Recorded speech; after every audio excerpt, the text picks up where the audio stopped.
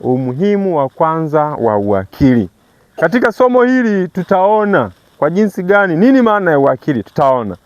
Licha ya hapo tutaweza kuangalia mafungu mbalimbali kuelewa kwa kina zaidi kuhusu mpango wa nini wa uwakili. Na uwakili, linapokuja swala la uwakili, hata nyinyi hapa mnaweza mkawa mnafikiria kwamba nimesimama hapa kwa ajili ya kuzungumza habari ya fedha. Nimesimama hapa kwa ajili ya kuzungumza habari ya zaka na sadaka. Sina maana hiyo. Ni zaidi ya maana hiyo. Japo watu wengine huwa wanaelewa hivyo. Ni ufinyu wa kuelewa. Ni ufinyu wa kujifunza. Uwakili ni maana pana sana. Bwana Yesu asifiwe. Uwakili una maana pana sana. Sio tu habari ya zaka na sadaka. Sio tu habari ya fedha. Uwakili una maana pana sana unapokuwa ukijadiliwa. Bwana Yesu asifiwe. Tunapozungumzia uwakili ni ile hali ya kuendesha, kusimamia au kutunza kitu fulani ambacho sio cha kwako. Halo? Yes. Kwa maana nyingine ni kwamba uwakili ni kusimamia kitu ambacho sio chako. Ni kusimama mbadala wa mtu fulani. Simenielewa? Yaani wewe unasimama, wakili anasimama kwa niaba ya mtu fulani. Yaani maana yake kwamba mtu huyo angekuwepo, angefanya kama wakili anavyofanyaje? Anavyofanya. Ndio maana pana ya uwakili.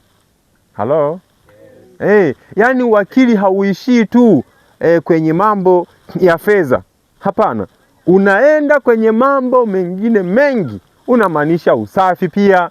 Tunatakiwa tuwe mawakili katika usafi. Tunatakiwa tuwe mawakili katika muda. Sawa Kwa hiyo maana hiyo na maana zingine zinaweza zikazungumza habari ya nini? Ya uwakili. Kama nilivyokwisha kusema, uwakili unamaanisha ni kusimamia kitu ambacho si cha kwako. Nasi tutaona hapa kwamba tumepewa nini kusimamia na Mungu. Tumepewa nini kusimamia.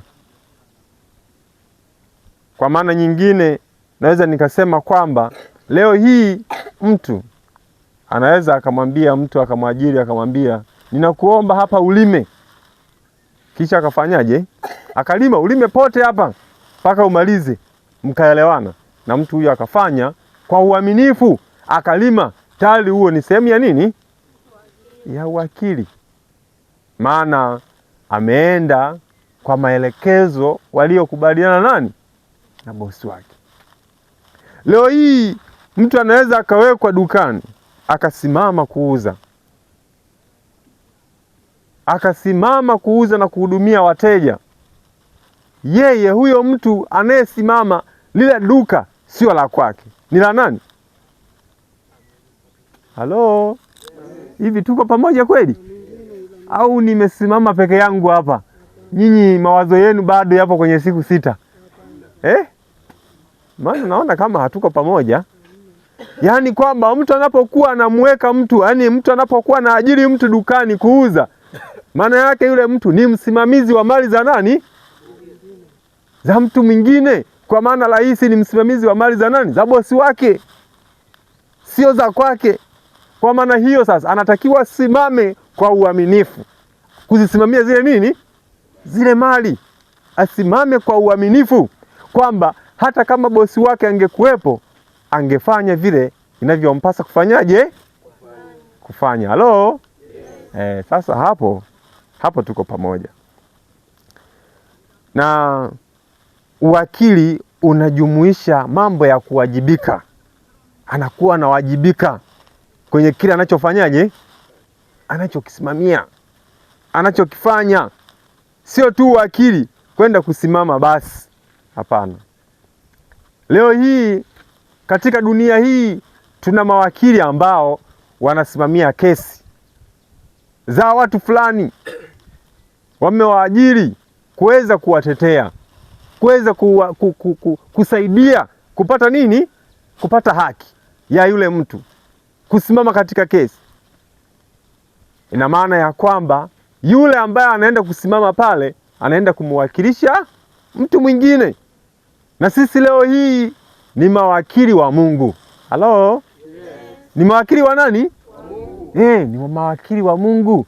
Tutaona nini Mungu ametupatia na nini kitu ambacho tunatakiwa kukifanya katika sehemu yetu ya uwakili. Sisi tunaelewana eh? Asili ya uwakili ni kwenye nini? Ni kwenye Biblia. Tufungue Zaburi 24 fungu lile la kwanza hadi la pili. Naombeni sasa mshike Biblia, maana naweza nikakutaja tu wewe usome. Fungue Biblia zenu ili tuweze kusoma sote kwa pamoja. Aliyepata pale aweze kusoma. Zaburi 24 fungu lile la kwanza. Zaburi 24 fungu la kwanza linasema, nchi na vyote vijazavyo ni mali ya Bwana. Dunia na wote wakaao ndani yake. Ndio. Mstari wa pili. Hapana, ishia kwanza huo. Anasema nchi na vyote vilivyomo ni mali ya nani? Ya Bwana. Dunia na wote wakaamo ndani yake. Halo? Yes. Yaani kwa maana hiyo kwamba hii nchi, huu ulimwengu huu, Daudi anatangaza, anawaambia mfalme wa ulimwengu huu ni nani? Ni kwa sababu yeye ndiye anayefanyaje? Anayemiliki. Sawa eh? Yes. Vitu hivi vyote anavimiliki. Vitu hivi vyote ni vya nani? Vya kwake. Anasema nchi na vyote vilivyomo ni mali ya nani? Hivi wewe ni mali ya nani hapo ulipo? Wewe ni mali ya nani? Sasa si mwili wa kwako huo. Kwa kuwa amekutengeneza yeye ni mali yake. Sisi mili hii tulio nayo sio mali ya nafsi zetu. Ni mali ya nani? Maana anasema nchi na vyote vilivyomo ni mali ya Bwana, dunia na wote wakaao ndani yake. Sisi tunakaa ndani ya nini? Dunia. Kwa hiyo sisi ni mali ya nani? Bwana. Ni mali ya Bwana. Kwa hiyo vyote vilivyopo hapa duniani leo hii, unaweza ukawa una mashamba, una pesa, una kila kitu, una magari na vitu vingine, hivyo vyote ni mali ya nani? Ya Bwana. Vinahitajika kwa nani? Kwa Bwana. Na lazima tutoe kwa nini? Kwa uaminifu. Sawa eh? Endelea fungu linalofuata. Fungu la pili linasema, baada ameiweka misingi yake juu ya bahari na juu ya mti ya maji alithibitisha. Asante sana. Anasema maana baada ya kusema kwamba dunia na wote wakao ni mali yake, anaendelea kwa kusema maana yake sasa ni hii: ameiweka misingi yake juu ya nini? Bahari. Ya bahari. Ameiweka misingi juu ya nini? Bahari. Ya bahari. Maana yake unajua ni nini?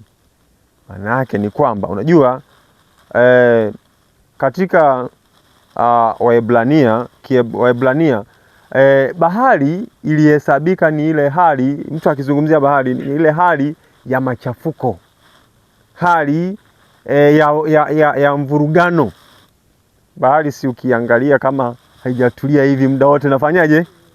Inacheza, haijatulia, ni ile hali ya mchafuko, ile hali.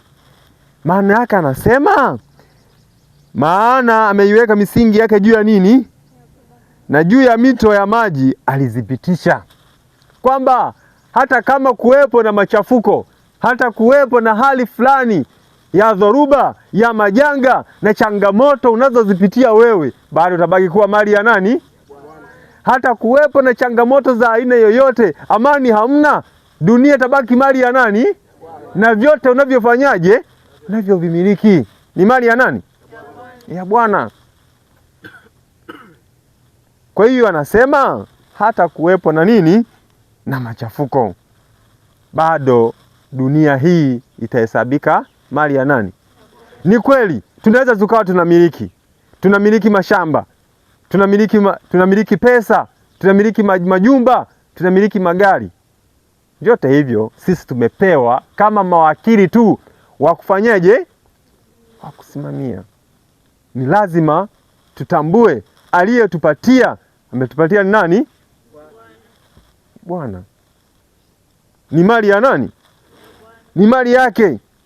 Tumepewa kwa ajili ya matumizi ya kumpendeza Mungu. Tumepewa hivi tulivyo navyo ni kwa ajili ya mbaraka kwa watu wengine. Halo? Yes. Haujapewa ili wewe ujimiliki na kujinufaisha wewe peke yako. Tumepewa huu muda na Mungu. Mungu ametupatia muda. Na Mungu ametupa huu muda akituhitaji tuutumie kwa usahihi katika maisha yetu. Tuwe waaminifu katika muda tuliopewa. Lakini dunia hii ni ya ajabu. Leo hii nashangaa kuna watu wanasema mimi nipo tu napoteza muda. Nasubiri muda wa kulala niende nikalale. Wewe unapoteza muda tena. Muda ambao umepewa. Unapotezaje tena wewe muda? Muda umepewa uutumie ipasavyo. Muda huu uliopewa sisi ni mawakili wa kuulinda huo muda. Nisome katika maelezo kidogo. Nasema Biblia inafasiri, ina dhana yake yenyewe ya uwakili ambayo tutaielezea sana katika juma hili. Mtunga Zaburi anathibitisha kwamba nchi na vyote vijazavyo ni mali ya Bwana. Watu wote, dunia ni mali ya Bwana. Anasema Biblia inathibitisha kwamba siku 6 Bwana alifanya mbingu na nchi, bahari na vyote vilivyomo. Dunia na vyote vilivyomo ni mali ya Mungu kwa tendo la uumbaji. Hiyo ni kwa mujibu wa Mwanzo 1 na Mwanzo 2. Mungu aliumba dunia kwa siku 6, akaipanga katika maeneo matatu: moja, mbingu, nchi, ardhi na nchi, na chini ya dunia maji. Baada ya kuumbwa dunia katika Mwanzo 1, mtu angetarajiwa Mungu aiongoze na kuisimamia dunia yake aliyoiumba kwa makusudi yake mwenyewe ya kujifurahisha na utimilifu. Hata hivyo alikusudia kuumba kiumbe cha mwisho cha tofauti kwa mfano wake mwenyewe na kwa sura yake, ambaye mkononi mwake angeweka upendeleo na ukaribu. Mungu alipomaliza kuiumba hii dunia, alimuumba mwanadamu kwa lengo la kuitawala hii dunia, aitawale, aisimamie kwa uaminifu. Je, leo hii tunaitawala dunia? Leo hii tunaisimamia dunia inavyotaka au dunia inatusimamia inavyotaka yenyewe?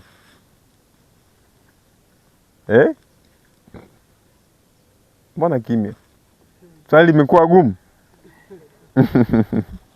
Anasema kusudi la Mungu kumuumba mwanadamu linafasiri vyema katika Mwanzo 1:26. Hata kabla ya kuumba, Mungu akasema, na tumfanye mtu kwa mfano wetu, kwa sura yetu, wakatawale samaki wa baharini na ndege wa angani na wanyama na nchi yote pia na kila chenye kutambaa kitambaacho juu ya nchi. Mwanadamu aliumba kwa ajili ya kufanyaje?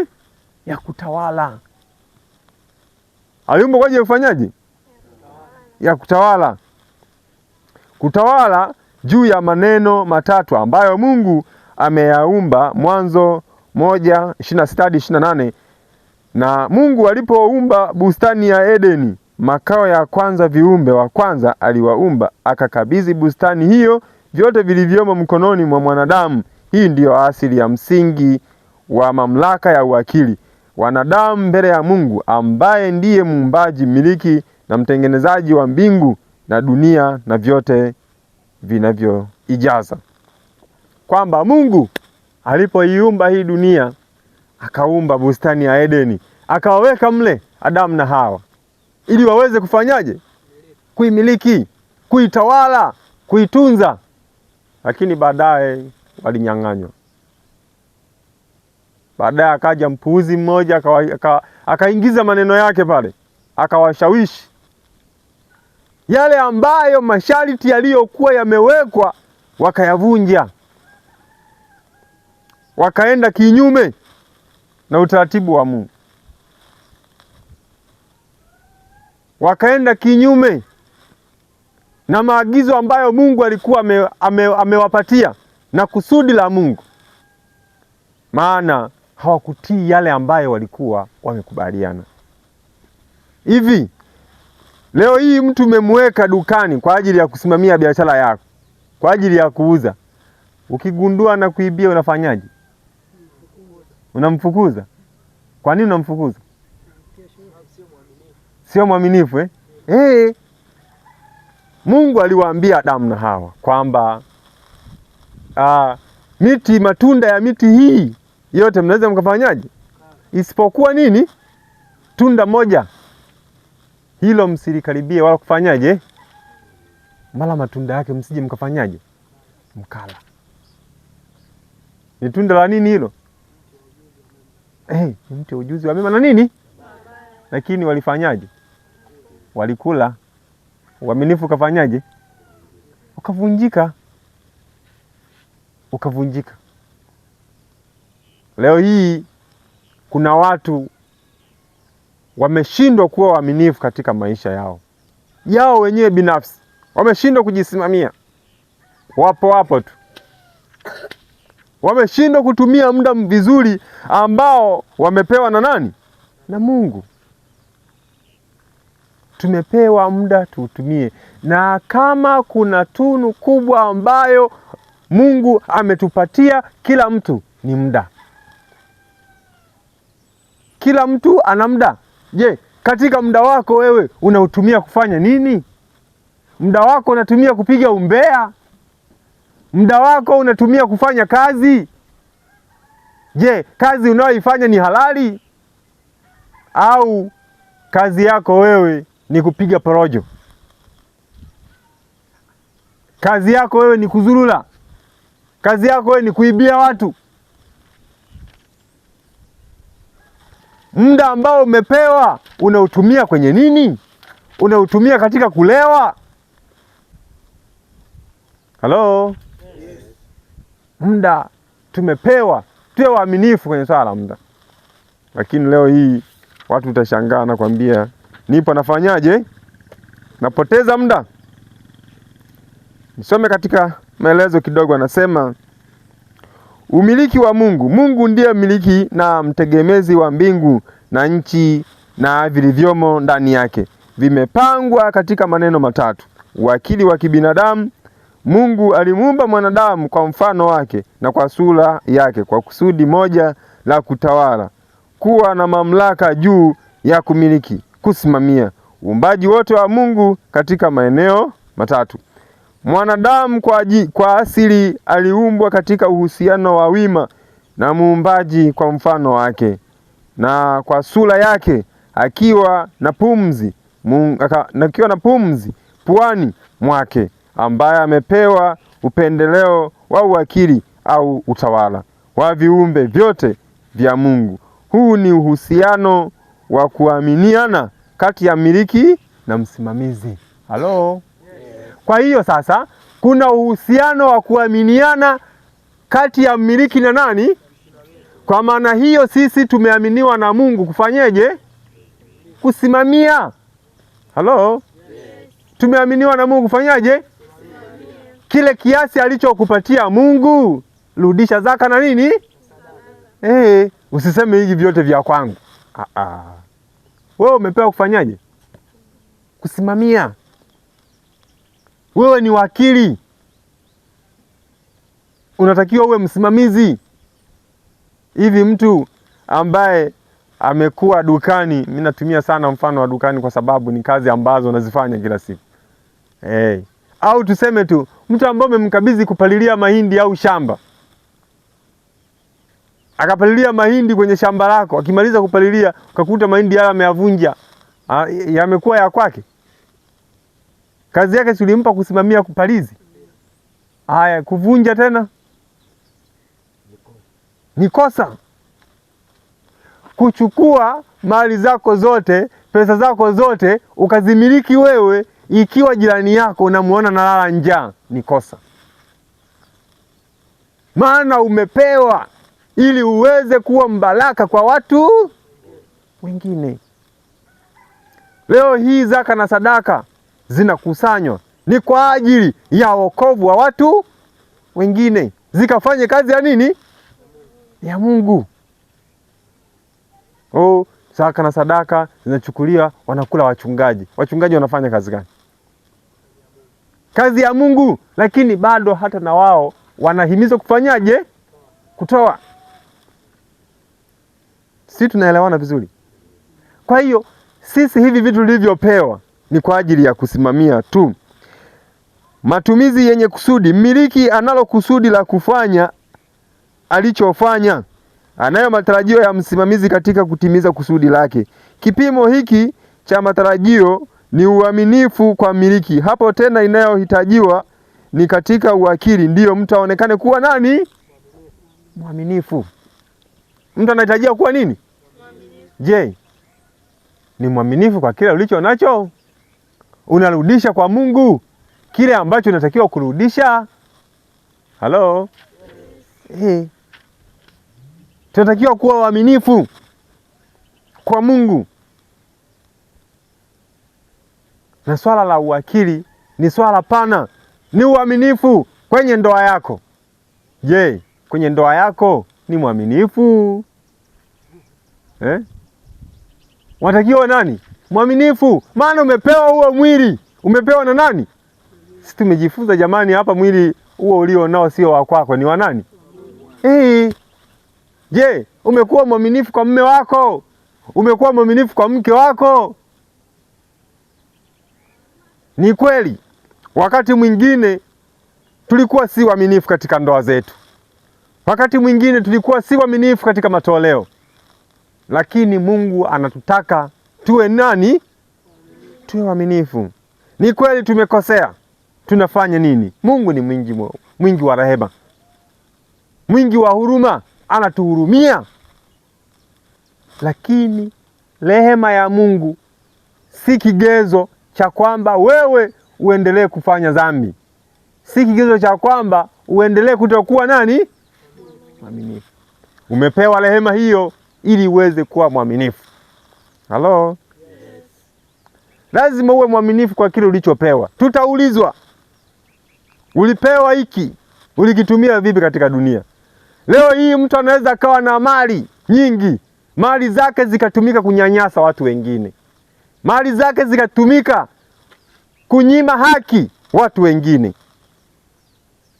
Anaweza akatumia kujilimbikizia mali kwa ajili ya utukufu wake. Anaweza akawa na nguvu katika jamii, anaamua kuwa anajimilikisha hata mashamba. Anaweza akawa anasogeza mpaka ulikuwa ni hapa, yeye anaenda anasogeza. Ni kwa sababu ana mali, kwa sababu ana pesa. Watanifanya nini? Hilo sio kusudi la Mungu.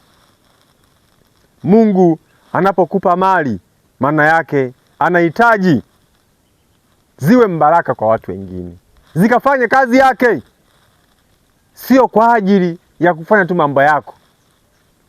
Ni kweli tunahitaji kupendeza, lakini pia kazi ya Mungu tusifanyaje jamani? Tusiache. Maana tumeletwa kwa kusudi la nani?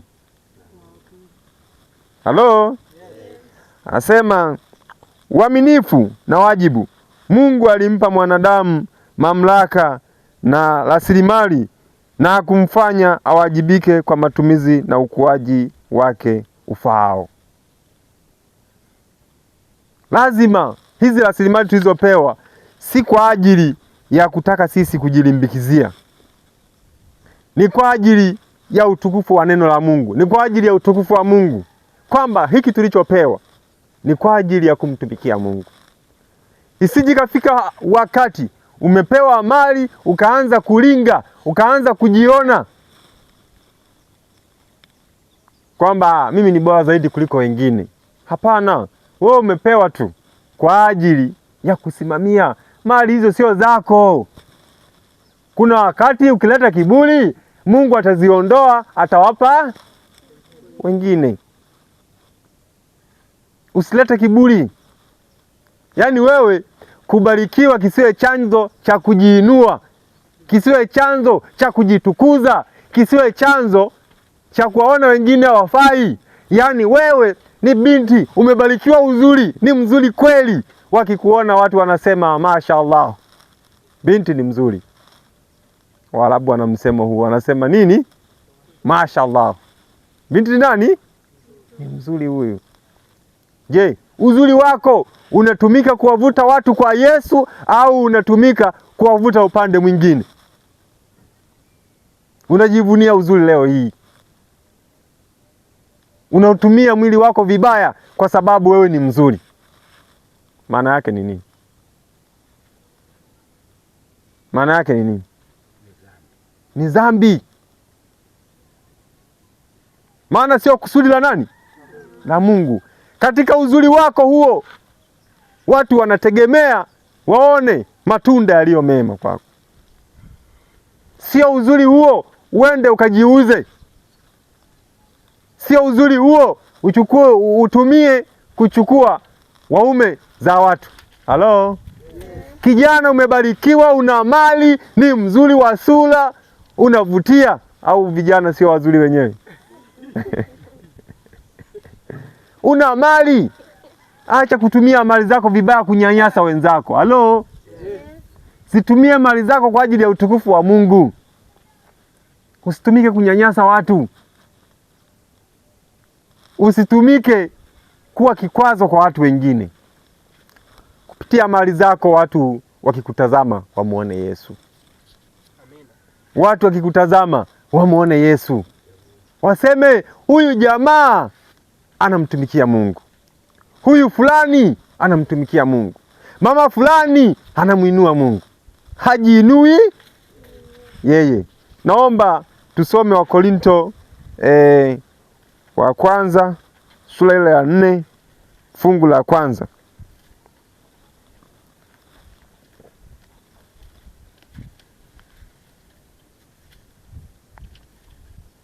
Wakorinto wa kwanza sura ya 4 fungu la kwanza. Neno la Bwana linasema, ndio, mtu na atuhesabu hivi kuwa tu watumishi wa Kristo na mawakili wa siri za Mungu. Mwisho. Asante sana. Anasema mtu afanyaje? Atuhesabu hivi. Atuhesabu hivi kwamba tu watumishi wa Kristo na mawakili wa siri za Mungu. Tu watumishi wa nani? Wa Kristo. Na wakili wa nini? Wa siri za Mungu. Siri za Mungu hapa zinazozungumzwa, Paulo anazozizungumza ni mpango wa wokovu wa nani? Kwa wanadamu. Sisi ni watumishi tu. Halo? Yes. Yaani kiongozi wa kidini, kiongozi yeyote, sio kwamba yeye ndo anayetakiwa kutumikiwa. Halo? Yes. Sisi sote tunatakiwa kumtumikia nani? Yesu Kristo. Ni mawakili wa siri za nani? Za Mungu. Injili hii sio ya kwetu, ni ya nani? Lakini inatakiwa tuihubiri kwa uaminifu. Inatakiwa tuifundishe kwa watu kwa uaminifu. Halo? Yes. Tuifundishe kwa watu kwa nini? Maana injili tumekabidhiwa sisi, tuwahubiri watu. Lakini je, tunaihubiri kwa uaminifu? Halo? Yes. Tunatakiwa tuihubiri kwa nini? Kwa uaminifu. Sisi ni watumishi tu. Sisi sio watu wa kutumikiwa. Sisi ni watumishi. Sio mtu afike mahali aanze kupindisha maneno. Endelea mstari unaofuata. Mstari wa 2. Hapo tena inayohitajiwa katika mawakili ndiyo mtu aonekane kuwa mwaminifu. Hapo tena inayohitajika ni nini?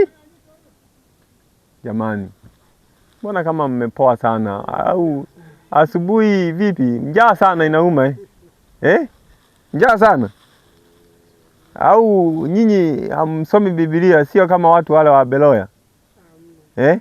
Waliochunguza maandiko waone kilichoandikwa ni chenye. Haya yameingia kichwani, ndio maana tunayasikiliza kwa makini. Mwe mnanitia moyo na mimi huku. Maana sasa mnapokunyamaza hivyo ninawaza hawa watu vipi tena? Manake ndio pale yameingia. Anasema hapo tena inayohitajiwa katika mawakili ndiyo mtu aonekane kuwa nani? Mwaminifu.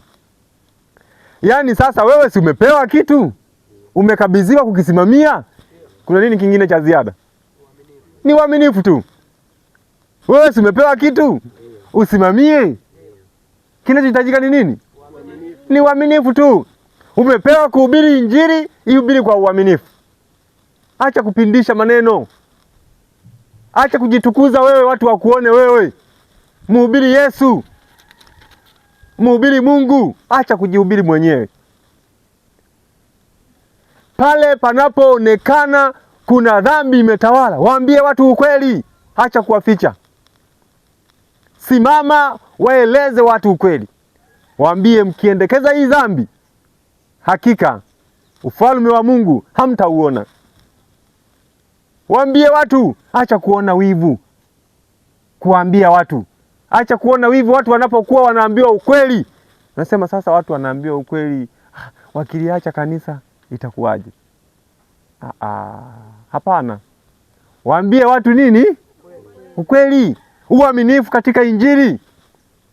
Halo? Uaminifu katika matoleo. Uwe mwaminifu. Uaminifu katika kufanya kazi, maana sisi tunafanya kwa niaba ya nani?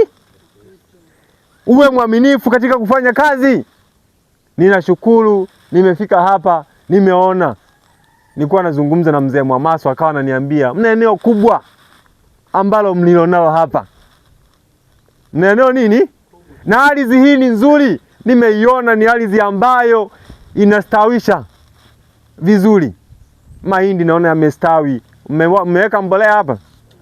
Hamna. Ni Mungu tu ambaye ameruhusu yastawi hivi. Si ni hivyo? Mna eneo zuri. Lakini je, eneo lenu mnalifanyia katika kazi gani? Akawa ananiambia tumelikodisha hapa, mtu anatusaidia kuliboresha. Sawa, mmekodisha, sio jambo baya sana, lakini mnatakiwa hili eneo mlilopewa mlifanyie kazi. Halo? Yes. Mnatakiwa mlifanyie kazi, liwaingizie kipato. Yaani nyinyi mmepewa eneo, muwe waaminifu. Maana mmepewa bure, hata kama mlinunua. Tumejifunza la Mungu. Inayohitajiwa ni nini? Ni uaminifu tu. Kwa nini msililime? Kwa nini msilifanyie kazi likatumika kuwaingizia kipato? Eneo kubwa na zuri kabisa hili, mnaliacha tu. Mimi siwezi kuacha kuwaambia ukweli, lazima niwaambie ukweli. Hili eneo lilitakiwa lilimwe, nguvu kazi ya vijana wapo, lilimwe, kipato kinachopatikana kilete utukufu kwa Mungu. Mmepewa Injili, mmekabidhiwa hili kundi. Je, majirani zenu wana habari za Yesu? Mnawaambia, mnazungumza nao, mmetengeneza hata effort moja kwa ajili ya kualika majirani? Kila mwaka mko vile vile. Mungu alipomuumba mwanadamu akasema, nendeni mkafanyaje? Mkaijaze nchi. Zaeni mkafanyaje? Mkaongezeke. Watu tumekusudia kwenye jambo moja tu, la kuzaa tu kwenye familia zetu. Je, kwa mpango wa Mungu tunazaa? Kwenye Injili ya Mungu tunazaa? Mnazaa nyinyi hapa? Au ndo mnazaa watoto tu wa kimwili, wa kiroho? Hamna. Ndio maana unaangalia hali bado inakuwa ni ile ile. Ni lazima mkubali kwanza ninyi wenyewe kuwajibika kuingia katika kazi ya utendaji. Msije mkawa mnajiangalia kwa unyonge mlio nao, kwa uchache mlio nao. Mungu asemi ya kwamba hapo inapohitajiwa ni watu wawe wengi. Anasema mtu aonekane kuwa nani? Sio watu waonekane kuwa wengi. Sio watu waonekane kuwa maarufu. Mnataka umaarufu? Mnataka mtu maarufu ndo aje afanye kazi hapa? Ni mtu aonekane kuwa mwaminifu. Fanyeni kazi kwa uaminifu.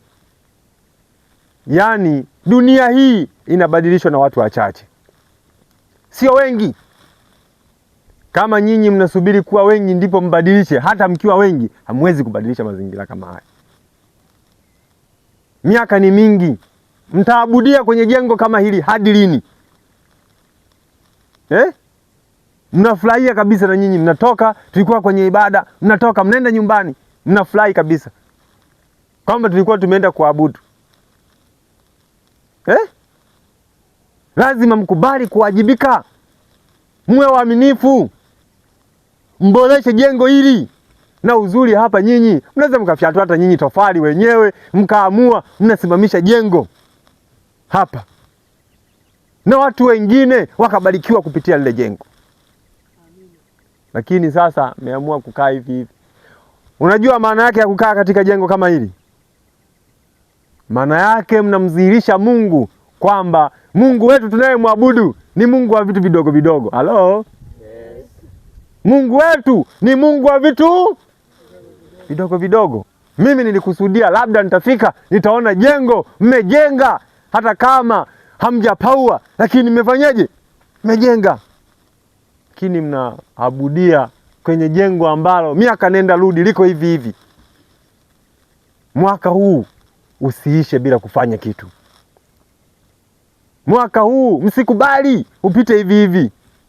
Mungu wetu ni Mungu wa mambo makubwa, sio wa mambo madogo. Tufanye kazi ya Mungu. Yaani mtu anavyokuona, jinsi ulivyo, unavyoonekana na sehemu ambayo unaenda kuabudia, akikuangalia anasema huyu Mungu kwa kweli, kama yeye ameshindwa kuwabadilisha watu wake miaka zaidi ya 6, miaka zaidi ya 10, mimi nikiingia leo atanibadilisha. Unajua wakati mwingine tuacheni mbwembwe, tuacheni porojo. Unapokuwa unasoma neno la Mungu tu halafu uliingizi katika utendaji, ni kazi bure. Mimi nawaambia, na uzuri mimi huwa napenda kuzungumza ukweli, nisiondoke na kinyongo. Lazima niwaambie ukweli. Eneo hili mmepewa ni eneo zuri, mnaweza mkalima mahindi, msimu huu mkalima alizeti, yaani mnabadilisha mnavyotaka nyinyi. Lipo karibu na mtu alikuwa ananiambia mzee wangu, mnaweza mkawa mnalima hata bustani hapa, mkatengeneza jengo na watu wengi, mkafanyaje? Kuwavuta. Maagizo ya conference ni kwamba kila kundi kwa mwaka lifanye effort moja. Kama mtaendelea hivi, je, kweli mtafanya? Neno la Mungu linasema hapo tena, inayohitajiwa katika mawakili ndiyo mtu aonekane kuwa nani? Sio kuwa mtu aonekane maarufu, mtu aonekane tajiri. Unaweza ukawa tajiri hauna uaminifu, kwa Mungu utahesabika haki? Mungu aonekane kuwa mwaminifu. Muda mliopewa mnautumia kuufanyia nini? Ni lazima muingie katika uwajibikaji, ni lazima muingie katika utendaji. Huwezi kwenda kumhubiri mtu leo hii unamwambia afanye kazi wakati wewe mwenyewe ufanye kazi. Yaani muonekano wako jinsi ulivyo unamdhihirisha Mungu unayemwamini ni Mungu wa aina gani?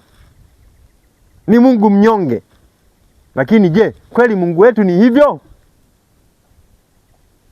Watu wa Ngongo hivi ni Ngongo sawa, hiyo ni kweli Mungu tunayemwabudu ndivyo anavyotakiwa abudiwe?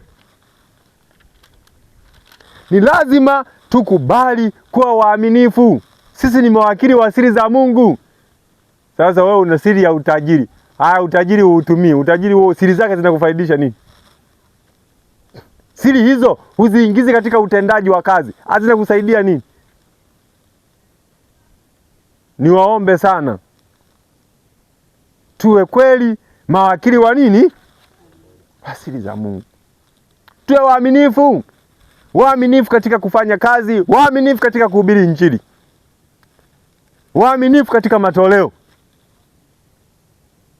Hapa inayohitajiwa sio muwe maarufu, sio muwe wengi. Hata hivi mlivyo naweza mkafanya maajabu. Wangapi wanakielewa kisa cha wakoma? Walikuwa wangapi? 4. Walifanya nini?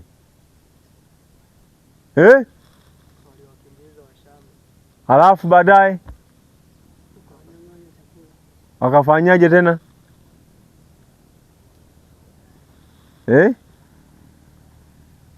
Kinapatikana sura gani? Kitabu gani? Halo? Mnakielewa tu lakini hamjui kinapatikana wapi Wafalme wangapi? Vipo vitabu viwili, Wafalme wa pili na wa kwanza.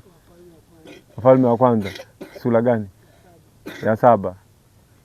Sawa. Hiki kisa mtakipata katika Wafalme wa pili sura ya 7. Hawa watu walikuwa ni wachache, walikuwa ni 4, walikubaliana, wakawa pamoja, wakaungana.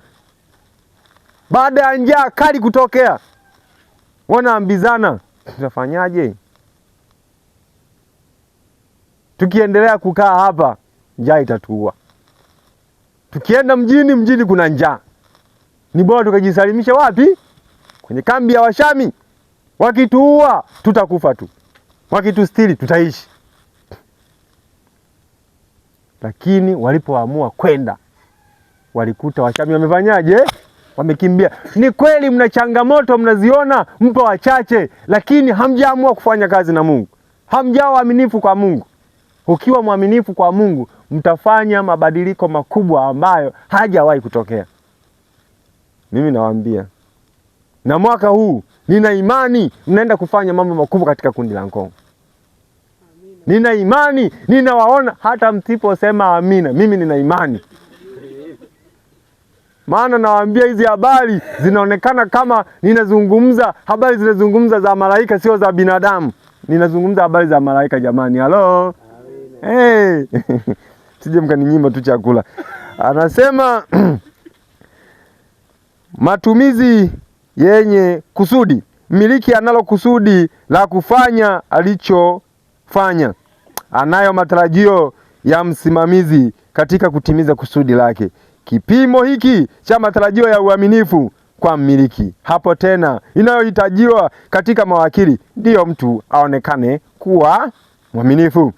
Uaminifu na wajibu. Mungu alimpa mwanadamu mamlaka na rasilimali kumfanya awajibike kwa matumizi na ukuaji wake ufaao. Uwajibikaji kama wasimamizi wa uumbaji wa Mungu. Tunawajibika na kuhusika kwa Mungu kwa jinsi tunavyosimamia na tunapaswa kutoa hesabu ya uaminifu wetu. Mtu unapomwacha sehemu kwa ajili ya kusimamia, ukamkabidhi na ukabidhi mbuzi zangu hawa uwasimamie, baadaye nitakuja kuwaona, lazima utatoa hesabu. Halo? Yes. Ulikabidhiwa wangapi na sasa wako wangapi? Halo? Yes. Mungu hakudai sehemu ambayo hajakupa. Mungu anakudai katika sehemu aliyofanyaje? Mungu atakudai katika ardhi aliyokupa. Unaitumiaje? Sio ambayo haujapewa. Mungu atakudai katika muda aliyokupa, sio ambao haujapewa. Halo? Yes.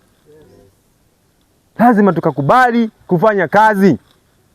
Lazima tukakubali kusimama na Mungu mwaka 2026. Yaani msikae kama watu ambao hawana matumaini. Sisi tunalo tumaini la kwamba Yesu Kristo atakapokuja, hata kama ulimwengu hauna furaha, sisi tutafurahi. Halo? Yes. Lakini ni lazima tuishi katika kusudi la Mungu. Sio tu kukaa kanisani ili mradi umekaa. Mwisho wa siku, haya. Mimi nawaambia, ni lazima mkubali.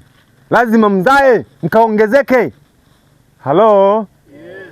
lazima mkazae. Mkafanyaje? Acheni tu kuzaa tu watoto wa kimwili tu, kuzaa. Tunamaanisha mkalete na watu wamjue Yesu. Mwalete watu kwa nani? Yaani nyinyi hapa mlivyo hivi, ninawaona mnafanya maajabu makubwa kama mkiamua kuwa na kusudi. Lazima muwe na malengo. Mwaka huu tunafanya 1, 2, 3. Tunafanya nini na nini kwa Mungu. Lakini ni malengo ya mtu binafsi. Kila mtu awe na malengo yake. Mimi malengo yangu ni kufanya nini katika maisha yangu, lakini nitakapopata kwa Mungu nitapeleka nini? Halo? Hakuna malaika atakayeshuka kuja kuwatengenezea kanisa zuri lenye sakafu. Halo? Kama hamjaamua wenyewe kusimama na kufanya kazi na kuamua kubadilisha haya mazingira, mtaendelea kusali kwenye hii sakafu, kwenye hii vumbi hili mpaka Yesu atarudi. Halafu mtaulizwa, niliwapa ardhi ile, mliitumia katika nini? Msijione yani msijione kabisa mmemaliza. Msiasiriwe na mazingira. Ni kweli mazingira ni ya kijijini, lakini haina maana ya kwamba tuendelee kuteseka katika hali hii. Halo? Nawatia moyo jamani. Ninawaona sura zenu ni nzuri, sura zenye uchangamfu, sura zenye ukarimu. Mzee Mwamaso, mzee wangu, watie moyo vijana. Waambie muda huu waliopewa ni muda wa kufanya kazi, ni muda wa kumtumikia Mungu, lakini wahakikishe wanafanya kazi. Sio tu vijana wawe wapigaji wa umbea. Wakikutana umbea ndo wanapiga umbea tu. Wafanye kazi. Wamuinue nani? Wamuinue Kristo. Wamdhihirishe. Wewe waaminifu. Jamani, mimi nawaambieni. Haya, mimi nitaondoka. Anasema wakili ni usimamizi makini wenye kuwajibika wa kile Mungu alichotukabidhi, kuanzia maisha yetu, mili yetu, afya yetu, nafsi, talanta, kalama. Leo hii tumepewa kalama. Tumepewa talanta. Leo hii mtu kapewa kalama ya uongeaji. Ni mwongeaji kweli kweli. Kalama yako unaitumiaje? Hiyo ya uongeaji. Kuchonganisha watu. Kusema umbea. Kalama hiyo uliyopewa wavute watu kwa Yesu. Kalama hiyo uliyopewa patanisha watu. Halo? Yes. Uzuri huo uliopewa utumike watu kuwaleta kwa Yesu. Mali hizo ulizopewa zitumike kuwaleta watu kwa nani? Afya zetu tumepewa hivi. Tuna enjoy, tuna maisha, tuna afya safi. Afya zetu tunazitumia kufanyaje? Au ndo tunatumia kunywa pombe? Tunalewa. Wanasema tunakula nini? Au nyinyi huku vipi? Au nyinyi huku kidogo mambo ya bata hayapo? Nyinyi ni kijijini sana huku. Watu wa namna hiyo hawapo? Wapo. Lakini ni lazima watu tuwaambie Mungu anataka nini katika maisha yetu. Katika afya zetu, talanta tulizopewa. Unajua, ninapoenda kumaliza somo hili, kitabu kile cha Mathayo sura ya 25 kuanzia lile fungu la 14 kuendelea hadi la 30. Yesu anawaambia ni mfano wa mtu atakaye kufanyaje? Jamani, Biblia huwa hatusomi huku Mnasoma, mbona sasa mnanivunja moyo?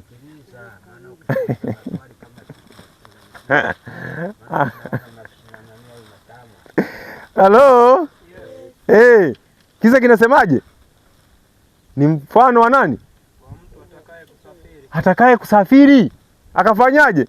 Aliwaita watumwa wake. Ndio. Akaweka kwao mali zake. Akampa mmoja mmoja talanta 5, na mmoja talanta 2, na mmoja talanta 1, kila mtu kwa kadri ya uwezo wake. Ndio. Akasafiri. Mara yule aliyepokea talanta 5 akaenda akafanya biashara nazo, akachuma faida talanta nyingine 5. Vile vile na yule mwenye 2, yeye naye akachuma nyingine 2 faida. Lakini yule aliyepokea 1 alikwenda akafukua chini, akaificha fedha ya bwana wake. Baada ya siku nyingi akaja bwana wa watumwa wale, akafanya hesabu nao. Akaja yule aliyepokea talanta 5, akaleta talanta nyingine 5. Ndio. Akisema, Bwana, ndio, uliweka kwangu talanta 5. Tazama talanta nyingine 5 nilizopata faida. Ndio. Bwana wake akamwambia, vyema mtumwa mwema na uaminifu. Ulikuwa mwaminifu kwa machache, ndio nitakuweka juu ya mengi. Ingia katika furaha ya bwana wako. Akaja na yule aliyepokea talanta 2, ndio, akasema, ndio, Bwana, uliweka kwangu talanta 2. Tazama talanta nyingine 2 nilizopata faida. Bwana wake akamwambia, vema mtumwa mwema na uaminifu.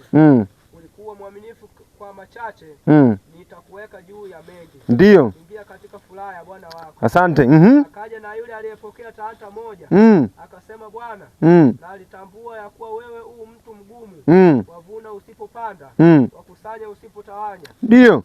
Basi nikaogopa, nikaenda nikaificha talanta yako katika ardhi. Tazama, unayo iliyo yako. Bwana wake akajibu, nisipopanda.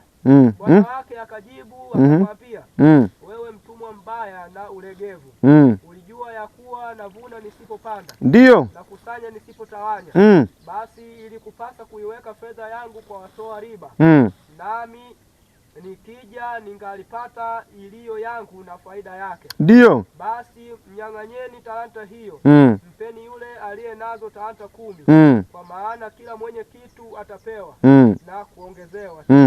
Lakini asiye na kitu, hata kile alicho nacho atanyang'anywa. Na mtumwa yule asiyefaa tupeni mbali katika giza la nje, ndiko kutakuwako kilio na kusaga meno. Ishia hapo. Ishia hapo. Mmeona hiyo? Mmeisikia hiyo? Anasema Yesu anawaambia, anawapa mfano.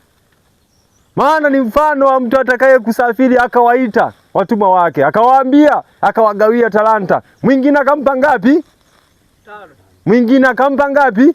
Mwingine akampa 1. Yule aliyepewa 5 akaenda akazalisha, akaleta ngapi? 10. Yule aliyepewa 2 akaenda akazalisha, akapata ngapi? 4. Yule aliyepewa 1 alifanyaje?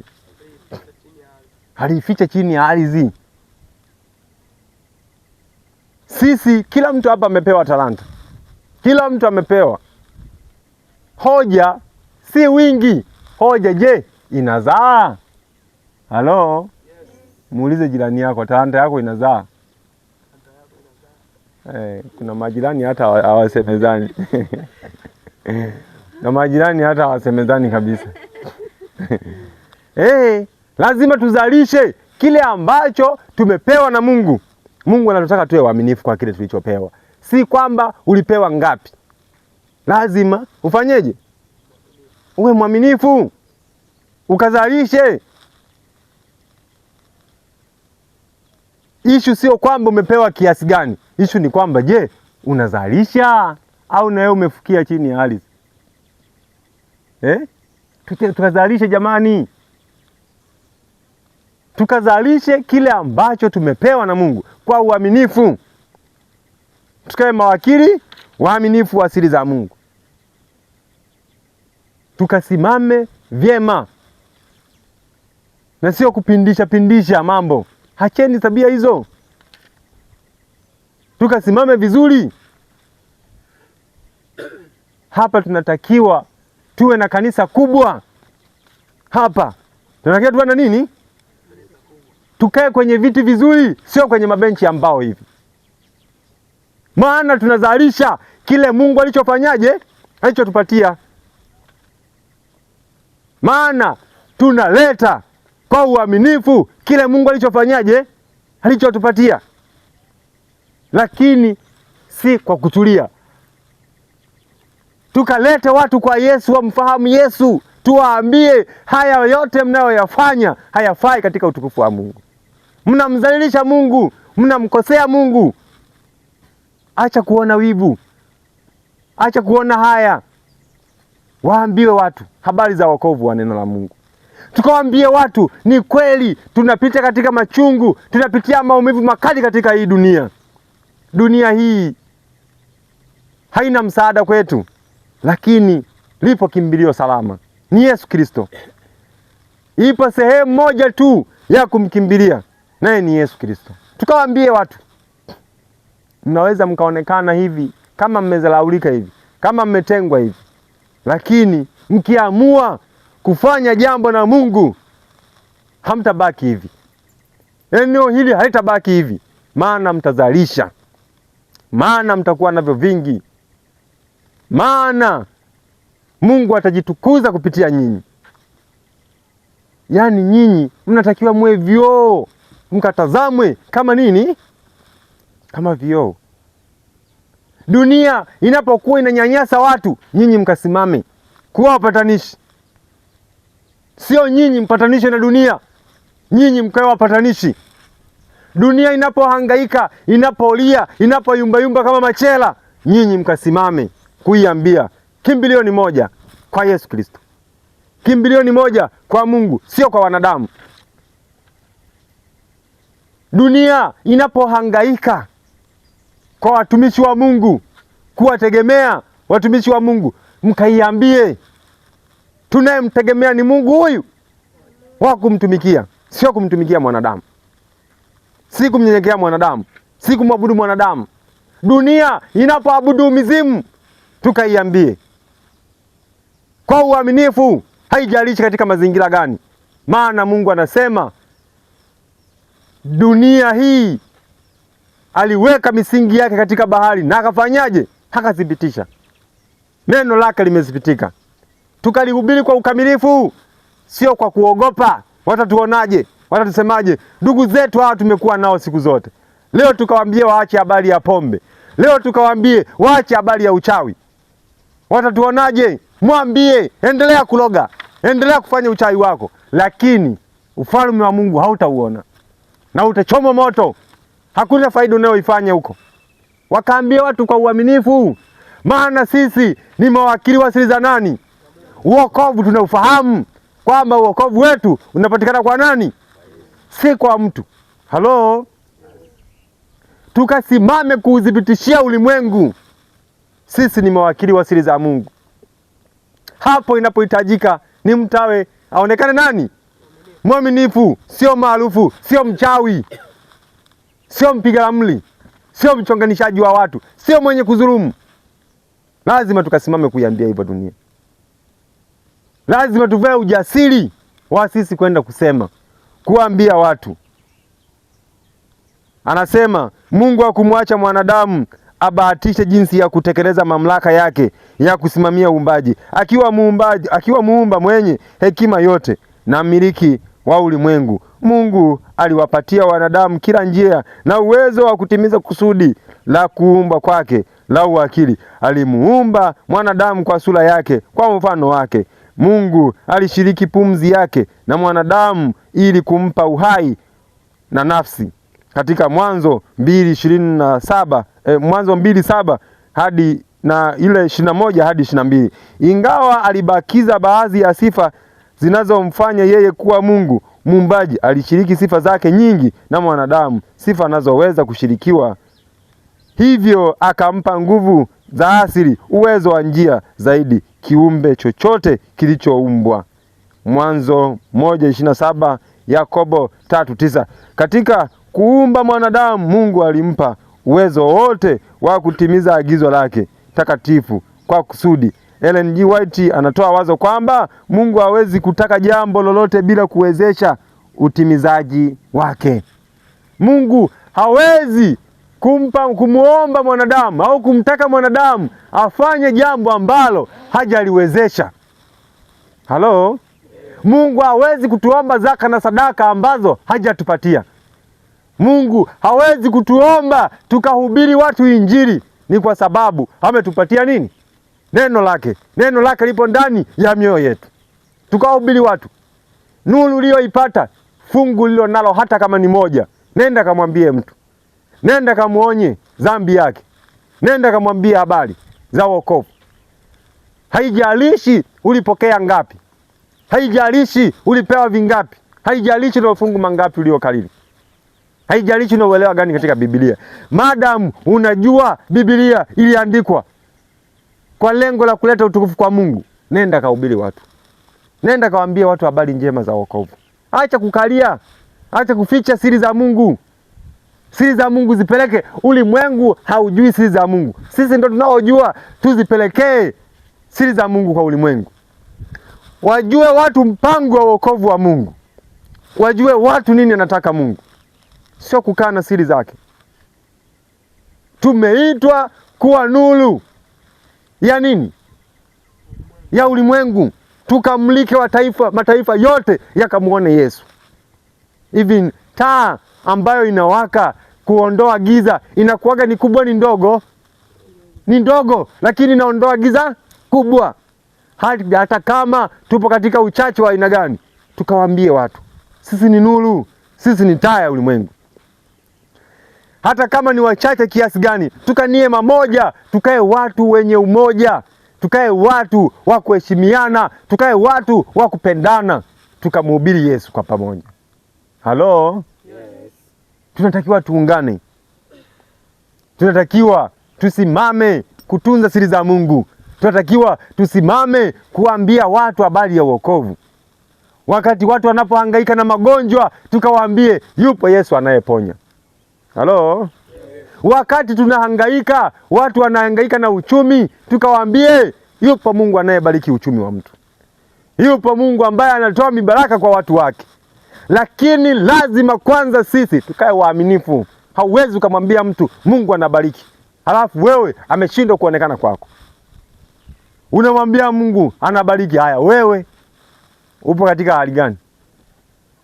Upo katika hali ya kuhitaji, unahitaji msaada kama hivi. Halafu unamwambia Mungu anabariki. Mungu atakubariki. Anakuangalia, anajiuliza, sasa huyu mtu anayesema Mungu anabariki na jinsi alivyo yeye hivi, mimi Mungu atanibariki kweli? Mionekano yetu, maisha yetu tunayoyaishi yamefanya watu wakarudi nyuma, wameshindwa kumtazama Mungu. Maana wakituangalia mahali tulivyo, jinsi tunavyoishi, wanatuona wanasema hapana, hapana, hapana, Mungu hawezi kuwa hivi. Huenda ni kakikundi tu cha watu wameamua kukutana siku moja, wanapiga stori zao, wakisha wanaachana, wanaenda katika majukumu yao. Lakini sio hivyo. Sisi tunakusanyika kwa ajili ya kumpa utukufu nani? Mungu.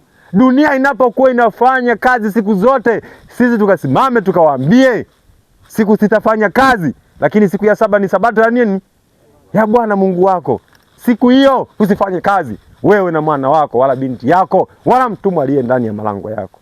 Halo? Yes. Tukasimame kuambia hivyo ulimwengu. Maana sisi siri tunayo na tutaijua wenyewe ambayo hawaijui. Halo? Yes. Sisi tuna siri jamani. Mtu alikuwa anatoa kafara ya kuua watoto ili apate utajiri. Lakini sisi tunatoa zaka na sadaka ili tupate mafanikio. Jamani, hiyo sio siri? Sasa yeye anayo, ataipata kwa nani? Si ni kwetu? Ni lazima tukasimame, tukawaambie watu yupo Mungu ambaye anatoa bila nini? Bila kuua mtu. Halo? Yes. Mungu anakubariki bila kuua nani? Lakini Mungu anasamehe.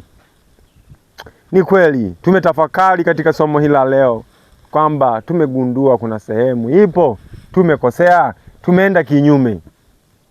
Tumemkosea Mungu. Tumeenda kinyume. Mchana huu wa leo, wangapi wanasema nitakuwa wakili mwaminifu wa siri za Mungu. Nitakuwa wakili mwaminifu kwa mipango yote ya Mungu.